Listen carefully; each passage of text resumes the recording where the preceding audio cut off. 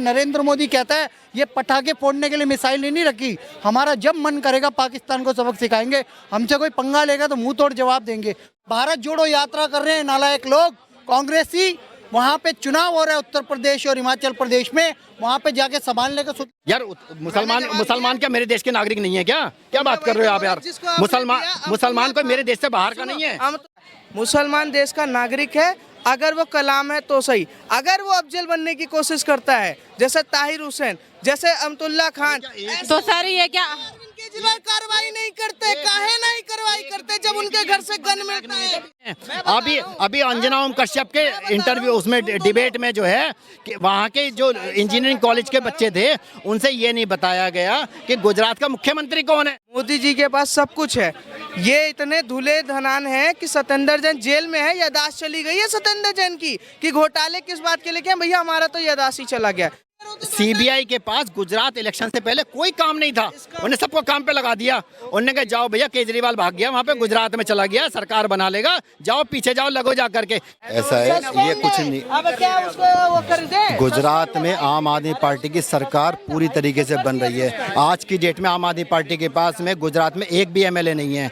जीतने के लिए उनके पास पूरा प्लेटफॉर्म पड़ा है और हारने के लिए उनके पास कुछ नहीं है। तो सर किन मुद्दों के साथ कर रही है वो? मैं बताता हूँ आपको, दिसंबर में जनवरी में जब भी गवर्नमेंट बनेगी गुजरात में, उसके बाद से 2024 का इलेक्शन बिल्कुल क्लियर हो जाएगा। क्योंकि एक मिनट बिरयानी की बात मत करो, 2024 का इलेक्शन गुजरात से डिसाइड होगा। अगर केजरीवाल की सरकार गुजरात में बनती है तो 2000 जाओ जाकर के कर लो जाके। मोदी जी भी लगे हुए हैं पूरी तरीके से, लेकिन 27 साल का काम नहीं बता रहे हैं। 27 साल में हमने क्या काम किया है? उन्होंने कहा 5 साल में कितने एमपी कितने चीफ मिनिस्टर चेंज कर दिए हैं।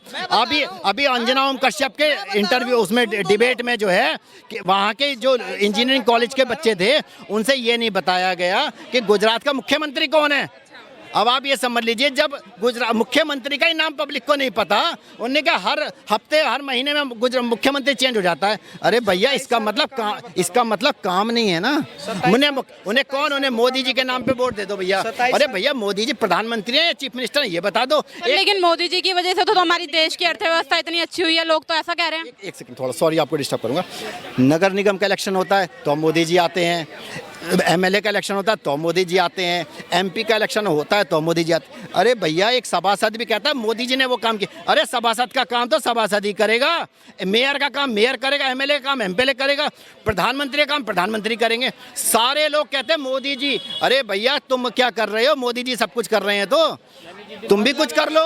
पर सर बीजेपी तो ये कह रही है ना कि केजरीवाल की सरकार घोटाला कर रही है, शराब घोटाला। किसने कहा?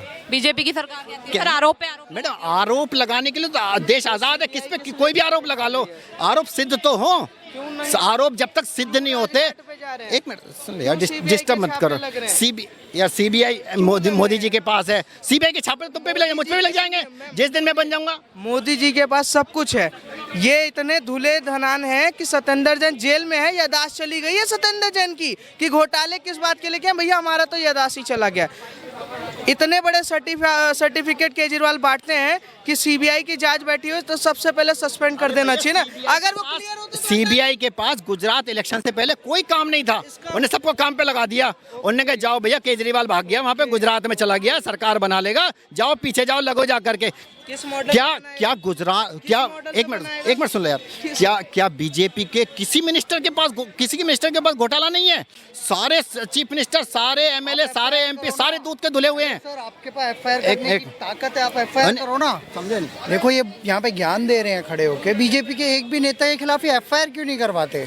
सारे के सारे देखो, एनसीपी टाइम है हमारे पास, बिना फिजूल की बातों के लिए पार्टियों का फेवर लेते हो। आम आदमी पार्टी, कांग्रेस पार्टी भी तो है भाई। घोटाले 2014 से पहले भी कांग्रेस के पकड़े जाते थे, 2G घोटाला, कॉमनवेल्थ घोटाला। 2014 के बाद भी नेशनल हेराल्ड घोटाले पे सोनिया गांधी का नेशनल हेराल्ड बंद हुआ। सर ये कह रहे हैं आप एफआईआर करिए। नहीं है एफआईआर करिए। ये कह रहे बीजेपी के जो आदमी एक मिनट सुनिए, जो आदमी कांग्रेस से निकल कर के बीजेपी में आ जाए, उनके पास वॉशिंग मशीन लगी हुई है, वो उसमें से निकल जाएगा। सर वो तो ये बोल रहे हैं कि आप एफआईआर करिए अगर घोटाले लगते हैं। हमारे पास टाइम है स्कूल बनाने के लिए, हॉस्पिटल के लिए, पब्लिक के काम करने। आपके पास यहाँ पे खड़े होके ज्ञान दे रहे हैं। ये एनसीपी का मैडम देखो नवाब मलिक जेल में है, संजय रावत शिवसेना का जेल में है, ठीक है। दिल्ली का मुख्यमंत्री का जो खास बंदा था, राइट हैंड स्वास्थ्य मंत्री, जो पागल हो गया था कोरोना काल में, कहता है ईडी की रेड पड़ी और वो सत्येंद्र जैन जेल में है मैडम। आम आदमी पार्टी, एनसीपी, कांग्रेस और ये क्या नाम है इसका, शिवसेना, 4 लोग तो मैंने गिनवा दिए। बीजेपी का एक भी नेता बनाओ ना जिसे तुमने जेल में डलवाया हो या एफआईआर करवाई हो, तो फिर ज्ञान क्यों बांट रहे हो? सिर्फ छातियां पीटोगे? सर आपको क्या लगता है कौन सी पार्टी वापसी कर रही है? सिर्फ बीजेपी ही जीतेगी और हिमाचल में 40 सीटें आ रही हैं, गुजरात में 140 सीटें आ रही है बीजेपी को। ये लोग यहाँ गाल बजाएंगे और कुछ नहीं करेंगे, शोर मचाएंगे और कुछ नहीं करेंगे, प्रमाण और तथ्यों के आधार पे कुछ नहीं है। भारत जोड़ो यात्रा कर रहे हैं नालायक लोग, कांग्रेसी। वहाँ पे चुनाव हो रहा है उत्तर प्रदेश और हिमाचल प्रदेश में, वहाँ पे जाके संभालने का, सुध लेने का तो टाइम। सर क्या फायदा नहीं है भारत जोड़ो यात्रा से? भारत टूटा ही कब था ये तो बताओ? नेहरू ने तोड़ा था, अक्साई चीन दे दिया चीन को, है। पाकिस्तान किसने तोड़ा मैडम? भारत, अखंड भारत था। उस समय पे नेहरू ने जिन्ना को दे दिया पाकिस्तान, ये नेहरू की साजिश थी, क्योंकि उसे यहाँ का प्रधानमंत्री बनना था। पटेल साहब को चुनाव हुआ था, लेकिन गांधी जी ने बनाया नेहरू को, और नेहरू इस देश के बंटवारे का कारण था। उसे जोड़ो ना तुम, पाकिस्तान को भारत में जोड़ो, वहाँ जाके भारत जोड़ो यात्रा करो। बांग्लादेश हम जीत चुके थे, 93,000 पाकिस्तान की सेना को हमने सरेंडर करवाया, हम जीत गए, बॉर्डर पे जीत गई हमारी सेना, लेकिन टेबल पे शिमला समझौता में हार गई इंदिरा गांधी। और हम चाहते डोमिनियन स्टेट बनाए थे। आज भारत में बांग्लादेशी घुसपैठिया इतनी बड़ी समस्या बन के उभरे हुए हैं, या तो उन्हें अपने भारत में मिला रहे थे, क्योंकि अलग तो यहीं से हुआ था। तो सर बीजेपी भारत जोड़ रही है फिर? भारत तो अखंड भारत के प्रणेता हैं। यो पाकिस्तान जैसे अलग हो गया सर जो, तो इसे जोड़ रही है बीजेपी? देखो पीओ के तो ले लेंगे ना, बात क्या है, देखो अब उनसे युद्ध की स्थिति है। हमने 2-2 सर्जिकल स्ट्राइक करी, मनमोहन नहीं कर पाते थे। 2008 में ताज पे हमला हुआ, मुंबई हमला हुआ था, तब क्या हुआ था? मनमोहन सिंह को सेना अध्यक्ष ने बोला, वायु सेना अध्यक्ष ने कहा कि सर हम सर्जिकल स्ट्राइक कर दे, हमें अड्डा पता लग गया हाफिज सईद का, लेकिन मनमोहन सिंह ने इजाज़त नहीं दी। ये खुद बराक ओबामा ने अपनी किताब में लिखी है बात।